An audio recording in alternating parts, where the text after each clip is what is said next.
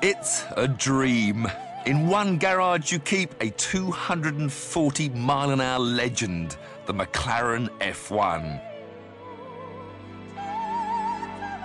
In the other, you've got Ferrari's finest achievement, the Enzo, a combined value approaching £2 million.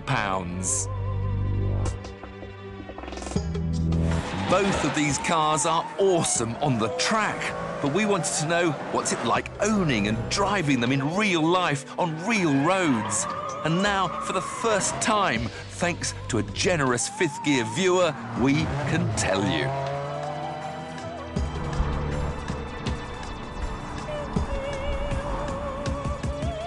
Chris Palmer is a self-made man who sees these delicious supercars as investments as much as toys. Probably, for me, they're as good as it gets. The McLaren is probably a bigger adrenaline pump. The Enzo, if anything, is a little bit easier to drive. Insurance, running costs? I don't back horses, so it's a vice that can be cheaper than gambling. With the cars back to back, we'll be able to tell you which gives the biggest thrill, which is the most expensive to run, and which drives the best. Come on, this is our Enzo for a day. There's nothing like this in supercar world. This is the supercar that looks more like a spaceship than any other. It's just stunning. And the closer you get, the more... I don't know, the more you want to open the door.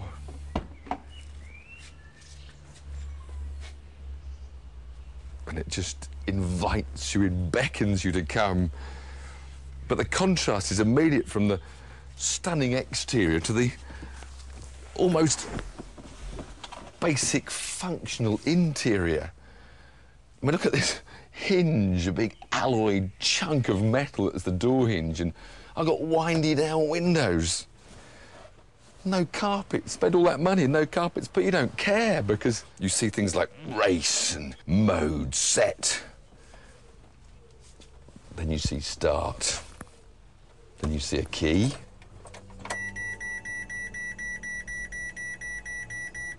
Lots of noises. Flip the pedals for N. Perhaps press the start button.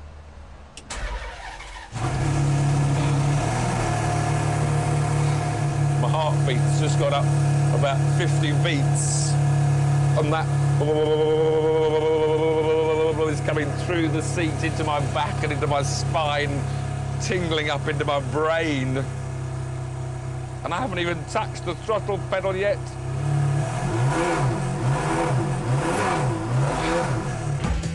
It's a car that gives you goosebumps, but the experience is slightly dampened because you know one day, just like the F40 and F50 before it, the Enzo will be replaced, whereas the F1 will exist forever as the McLaren flagship.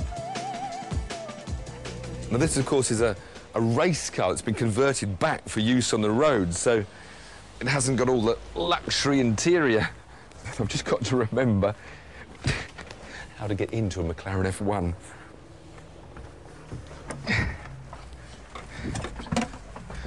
But once inside that brilliant driving position that Gordon Murray created, no beautiful dials in front of me, a race-spec dashboard, and this whole bank of carbon fibre surrounded switches.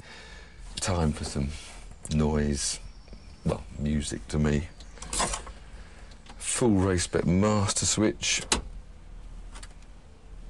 Ignition. Fuel pumps on.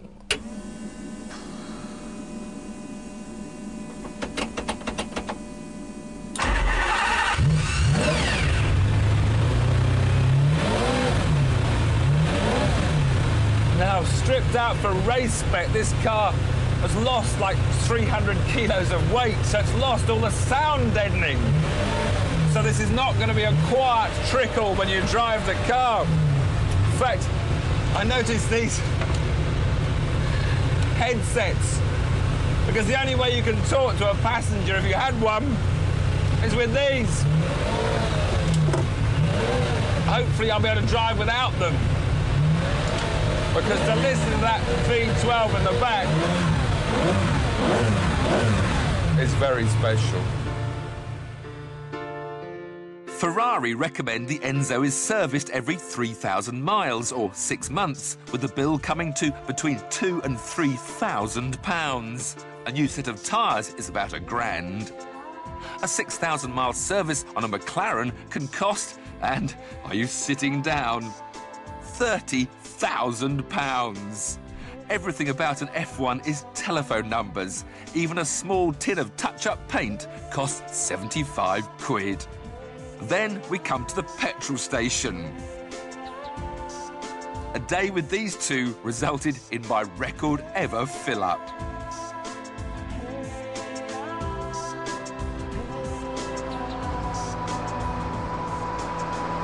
Now, whereas the Enzo does about 15 miles to the gallon, with the McLaren, you're going to be stopping at these fuel stations a bit more often, because this car in this specification does about 6 miles to the gallon.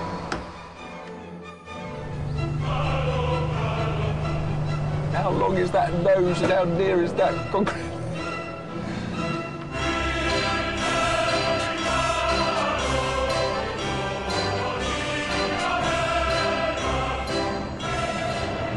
The funny thing is, I've now done some proper mileage in an Enzo, and it's nothing like what I thought it was. It's not an animal at all. It's calm, it's relaxed, it doesn't spur you on. It's a very pleasant cruiser.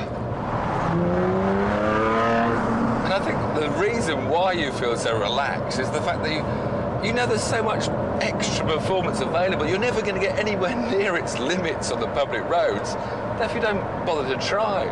But I guess there's one button I've got to try, and that's the race button. Just to see how different it feels, because it does sharpen up the engine and the suspension. So we'll just have it in the rev band 3, then just press it and...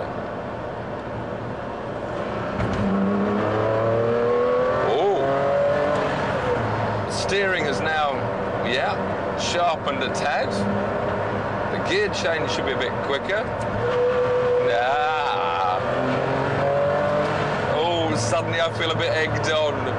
It's amazing what a difference one button can make.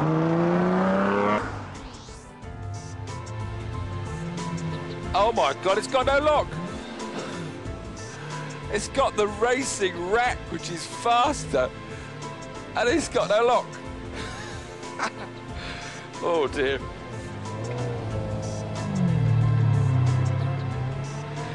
I thought I'd drive this without this headset on, but it is so noisy, especially with the gearbox. In fact, if I didn't have this on, you wouldn't hear me speak. But I have to say, I feel a bit like a fighter pilot taking his F-16 down to the shops. This whole car just is saying, let's go, let's go. White circle with black final lines across it, which means we can now go 3, 2... I've got a huge widescreen television in front of me on a PlayStation game. Whoa! Oh, it's going to get me into trouble. This car is going to get me into trouble. I think these headsets on, it makes me feel more like I'm in a racing car. I've got my crash helmet on, I'm in racing mode. I probably need to take them off in order to calm myself down, to listen to all the... to listen to all the noises of the car.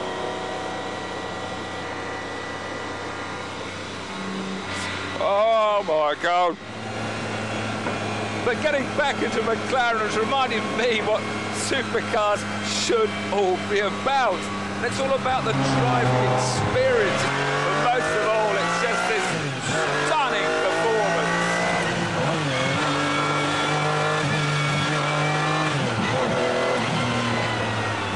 Because I'm sitting in the most exciting, I say this is the most exciting road car ever built.